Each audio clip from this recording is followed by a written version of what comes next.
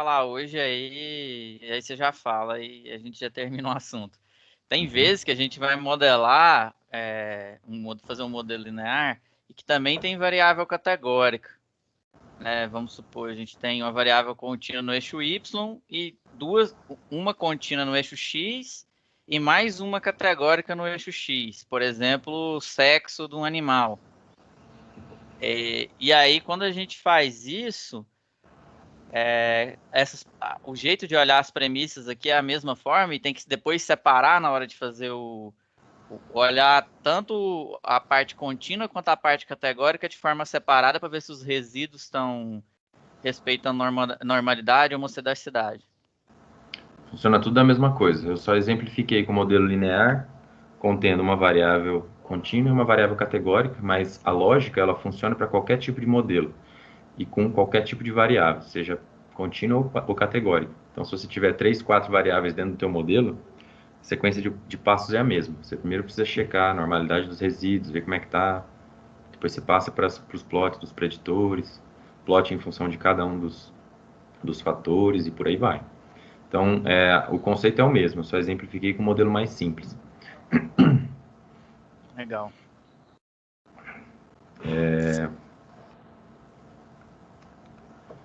Para onde que eu vou agora? Será que eu vou...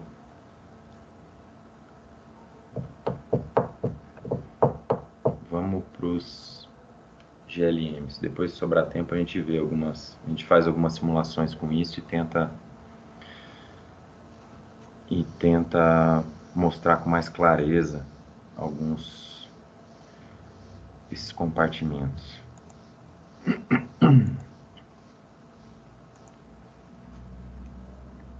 Vocês estão enxergando minha tela? Sim. Sim. Beleza. Então, na aula passada, a gente só falou sobre modelos lineares. Quando a gente está falando sobre modelos lineares simples, seja um modelo com variáveis categóricas, com variáveis contínuas, ou quantas variáveis vocês quiserem, um modelo múltiplo, tanto faz. A lógica é sempre a mesma e vocês estão sempre assumindo que a distribuição dos resíduos é sempre normal, que ela segue sempre uma distribuição normal, ok? Distribuição normal é aquela distribuição gaussiana que tem aquela curva em forma de sino, clássica que vocês veem em qualquer aula de estatística. Agora nós vamos falar um pouco mais sobre os modelos generalizados. Modelos lineares generalizados. Depois a gente vai falar um pouco mais sobre outras distribuições da família exponencial e a gente vai fazer exercício à tarde. Então, modelo linear, seja a regressão ou seja a nova, vocês já viram que a equação da reta é sempre muito parecida. Y é uma função de A mais B de x mais o erro. Lembrando que A mais B de x é a parte fixa do teu modelo e o erro é a parte aleatória do teu modelo. Então, quando você faz uma regressão múltipla, tanto faz, você está sempre particionando variância, atribuindo variância à parte fixa do modelo e a variância que sobra ao erro, ok? Se a variância não for capturada pela parte fixa do teu modelo, que é o A mais B de x, ela vai necessariamente parar nos resíduos. Isso é a base de da estatística frequentista. Cerca de 95% dos casos vocês vão ter essas premissas ou essa estrutura como base da análise. Vocês podem pensar em análises não paramétricas. Análises não paramétricas, como o Edgar falou ontem, a única diferença é que você não vai assumir a premissa de normalidade. Você vai falar, os meus resíduos não são normalmente distribuídos. Só isso. Mas todo o fundamento, ele é basicamente a mesma coisa. Ok? Então, quando a gente está falando de estatística paramétrica, modelo linear, especificamente com uma distribuição gaussiana, um modelo linear simples, se vocês quiserem, a gente está assumindo uma distribuição gaussiana, uma distribuição normal dos resíduos. O problema é que nem sempre a variável y ela é uma variável contínua, porque quando a gente está fazendo uma análise de regressão simples, a gente precisa de uma variável contínua no eixo y e uma variável contínua ou categórica ou múltiplas variáveis no eixo x. Mas é importante que a variável y seja uma variável contínua. e ela pode assumir qualquer valores entre menos negativo e mais negativo. O que isso quer dizer? Isso quer dizer que você pode aplicar uma técnica de regressão simples para um dado, por exemplo, que vem de isótopo estável. Os valores dos isótopos eles vão geralmente assumir valores negativos e são contínuos, são valores com casas decimais. Você pode usar uma regressão para atribuir, sei lá, medidas de comprimento de um lagarto qualquer. Por quê? Porque o tamanho de pé, ou de pata, o tamanho do corpo, o tamanho da boca, seja lá o que for, isso sempre vai ter uma distribuição teoricamente normal e com valores contínuos. Algumas variáveis não fazem sentido negativo ou positivo, mas em geral o modelo é flexível, tanto faz se a sua variável y ela só tem valores positivos ou negativos, tanto faz, contanto que ela seja contínua, a análise de regressão ou a nova vai servir bem para trabalhar com esse tipo de dado. Mas nem sempre a gente tem esse caso, né? Por exemplo, tem casos em que o y só pode assumir valores maiores que zero. Quando a gente está falando, por exemplo, de abundância, a abundância de indivíduo. Eu estou analisando um passarinho e encontrei 10 de abundância de um passarinho. Beleza, a gente pode encontrar 10, 9, 8, mas a gente não pode encontrar menos 1, menos 2 de abundância. Essa é uma variável claramente que não se encaixa dentro desse formato de y como sendo contínuo.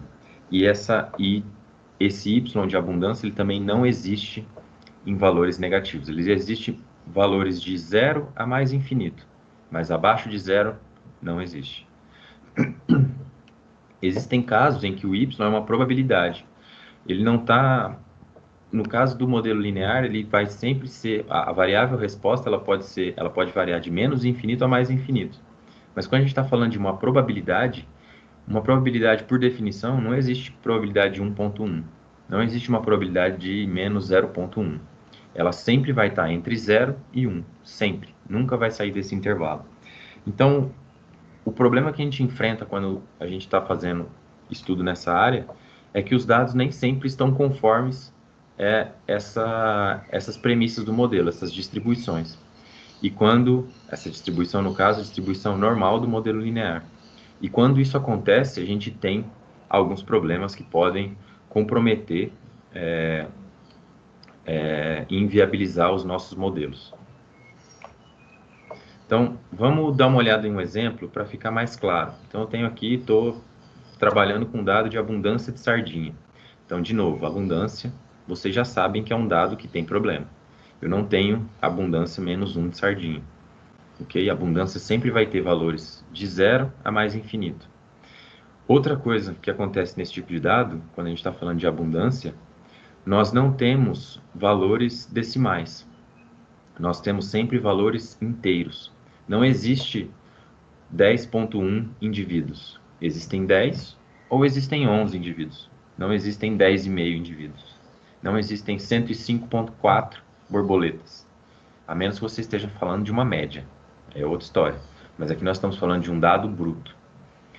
Aí, casas decimais às vezes não fazem sentido. Então, quando a gente está falando de abundância de organismos ou de riqueza de espécies, por exemplo, são duas variáveis clássicas que a gente usa o tempo inteiro e que são claramente não normais. Não normais, eu quero dizer, elas não seguem uma distribuição normal gaussiana clássica. Por quê? Primeiro, porque elas só existem, né, na escala positiva, de 0 a mais infinito. Segundo, porque elas não existem com casas decimais, elas são números inteiros. Ok?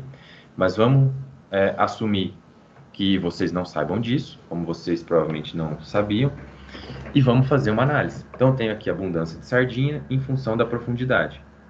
Vocês já devem ter habilidade para enxergar a tendência aqui nesse caso. Lauren, qual é a tendência aqui nesse caso, nesse gráfico?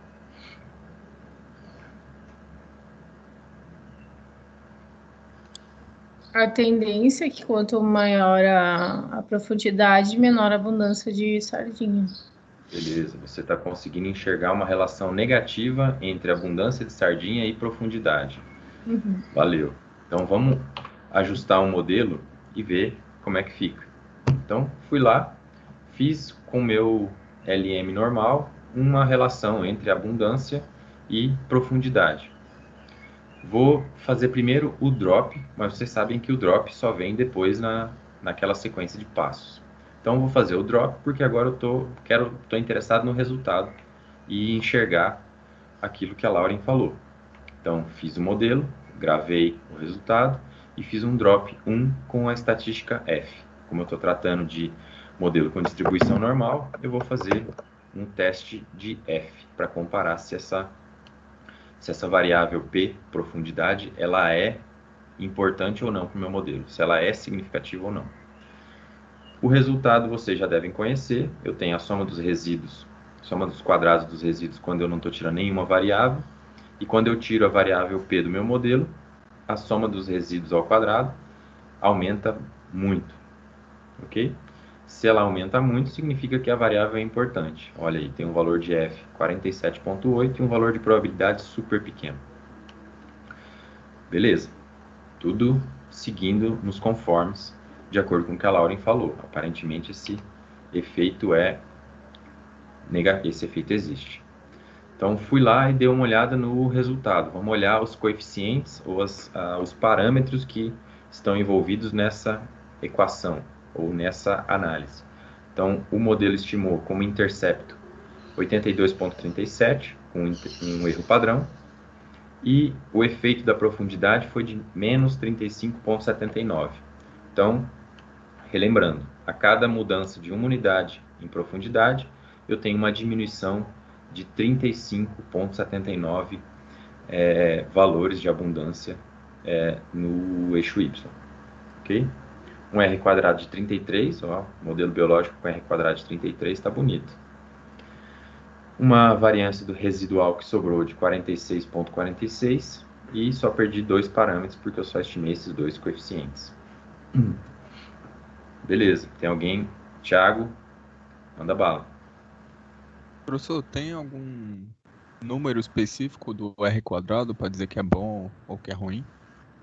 Não, em geral, quando vocês estão trabalhando com dados ecológicos, um R quadrado bom é, sei lá, 0,40, 0,50. O máximo que eu já consegui encontrar de R quadrado foi 84, se eu não me engano. Mas eu precisei ter pelo menos umas 10 variáveis dentro do modelo para melhorar o ajuste. Se vocês estão trabalhando com dados morfológicos ou dados morfométricos, vocês geralmente devem encontrar R quadrado de no mínimo 70%, 80%, às vezes até mais.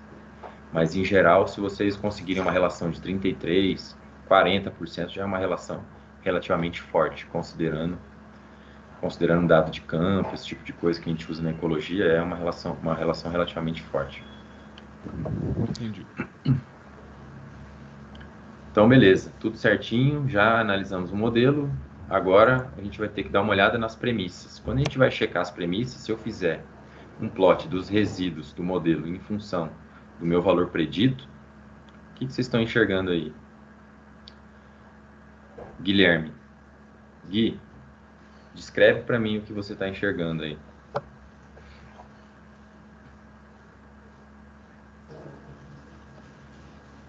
Bom, me parece que há uma tendência de queda. Você está enxergando isso aqui, né? Uma tendência de queda, uma tendência Tem negativa. Isso, uma negativa. E tem uns 2 outliers lá em cima. 2 outliers lá em cima. O que mais? Bom, esses resíduos não estão com a distribuição aleatória. Estão com essa tendência negativa aí. Eles estão com uma tendência negativa, em torno de 0. Beleza. Você está vendo uma vuvuzela aí? Sim. Olha aí. Um cone, né? Um cone gigantesco. Ela começa bem fininho aqui e depois aumenta loucamente no final do gradiente. Então, isso é mais que uma corneta. Isso é uma vuvuzela clássica. Vuvuzela. Isso significa o quê? Que a variabilidade dos resíduos nessa parte do gradiente é muito menor. Os pontos estão todos bem próximos uns dos outros. Enquanto que na segunda parte do gradiente de 40 a 80, a variância é bem grande, a variabilidade é bem grande e mais que isso ela aumenta, beleza? Então, lembrando de novo, Gui enxergou uma tendência negativa, estou vendo uma tendência nos meus resíduos. Tem uma tendência nos meus resíduos é sinal que está mais ou menos. Outra coisa, isso não parece em nada o céu à noite com as estrelas. Porque lembrem-se que a distribuição dos resíduos tem que seguir uma distribuição das estrelas em um céu à noite. Elas têm que ficar alguma coisa toda chapiscada, toda aleatória, em torno de zero. E isso está longe de ser o caso. Beleza, mas vamos lá. Ignorei isso aí porque eu não estou afim de lidar com esse problema, não. Deixa quieto. Vamos fazer o valor predito do modelo. Então, acabei de especificar o meu valor predito, que vocês aprenderam a fazer ontem, para saber qual é a tendência média. Plotei aqui nessa linha vermelha. Tatiane, diz para mim o que você está vendo de bizarro nessa relação? Ou o que você está vendo de normal nessa relação? Ainda tem aquela tendência negativa, né, que estava mostrando lá no início, né, e também nos resíduos, mas a tendência está assim, tá um pouco similar aos resíduos, mas meio que ao contrário, né, tem uma corneta meio ao contrário. Lembrando que essa é eu plotei aqui a abundância original da sardinha com a profundidade. Isso, a única coisa que eu plotei em cima dos dados originais foram os valores preditos do modelo, que é essa linha vermelha aqui. Essa é a linha de regressão, essa é a tendência média desse dado, ok? Você lembrou que o dado está todo disperso, como a gente já tinha notado no resíduo, mas tem alguma coisa estranha em relação a esses valores preditos, a essa linha vermelha? O modelo tá alcançando um valor que nem os próprios dados num padrão lá na ponta, por exemplo, no 30 alcançou. Isso aí é um indicativo de que ele não está modelando bem, não é, Murilo? Exatamente isso. Vocês já viram falar de abundância de sardinha menos 42? Menos 1? Menos 7? Menos alguma coisa? Como eu falei, valores de abundância ou de riqueza, eles não existem abaixo de zero. E dê uma olhada que a partir de 2.4, 2.3, alguma coisa por ali, o modelo está predizendo sempre valores negativos de sardinha. Se o teu modelo está predizendo valores negativos quando os valores negativos na verdade não existem, isso é um grande indicativo de que teu modelo está totalmente furado, ok? Se o teu modelo é bom o suficiente, ele deveria no mínimo predizer valores coerentes da variável y. Thiago? Então a dispersão não tem homocedasticidade. Seria isso? São duas coisas distintas. Uma é a variância. Olha, a variância ela aumenta à medida que aumenta os valores preditos, que aumenta o valor predito, certo? A variância aumenta. A homocedasticidade eu estou olhando ou falando quando eu estou olhando esse plot aqui, quando eu estou olhando os resíduos, certo? Nesse caso aqui, nós não estamos falando mais de homocedasticidade, a gente está falando dos valores preditos. Entendi. Que são a tendência da linha, ok? São dois elementos diferentes. Uma coisa é checar a parte aleatória do modelo, nós estamos fazendo um check. Nós estamos olhando, conferindo a parte aleatória do modelo, que não pode ter nenhuma tendência. E agora aqui nós estamos olhando a parte fixa do modelo, que não pode ter nenhum valor incoerente ou que esteja incompatível com a variável y incluída no modelo. Então, a gente está fazendo o check de duas coisas diferentes. Ok? Embora que a gente consiga enxergar também essa tendência de heterocedasticidade, eu estou focando aqui nos valores preditos. E um grande problema desse plot é os valores preditos negativos. Edgar. Assim, a impressão que eu tenho também é que não é uma relação linear nesse caso, né? Não é uma relação linear. Por que você está dizendo isso? Olha aqui, ó. Você plotou uma relação linear, você fez um modelo de regressão simples, assumiu uma relação linear, mas aqui parece que tem uma uma barrigazinha ainda, né? Parece que tem uma curvazinha. Todo mundo está Sim, enxergando sim. isso? Beleza. É engraçado Você tá- que parece o oposto.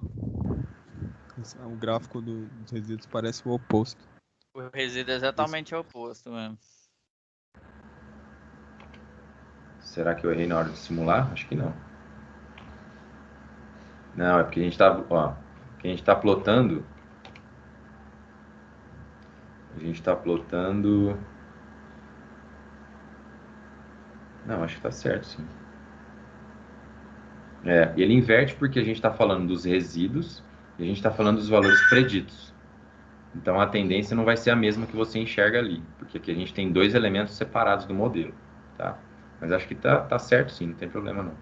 Se pensar, a reta passa, na hora que a reta passa ali para baixo do zero, você acaba explicando muita pouca coisa, né? O que gera aquele resíduo maior do lado direito no outro gráfico, não é por isso?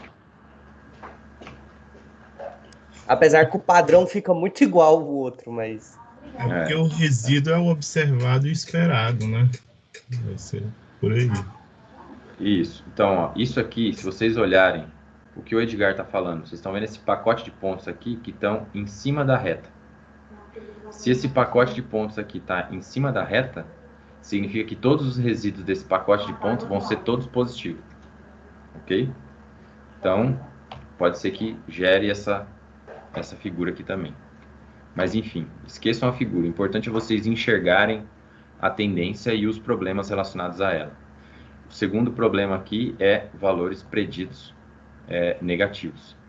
O terceiro problema que o Edgar falou, o que vocês talvez não tinham enxergado, era uma tendência diferente da tendência que vocês enxergam, que vocês olham para os dados e veem. Essa tendência de dados aqui parece ser uma tendência mais ou menos curvilinear, ok?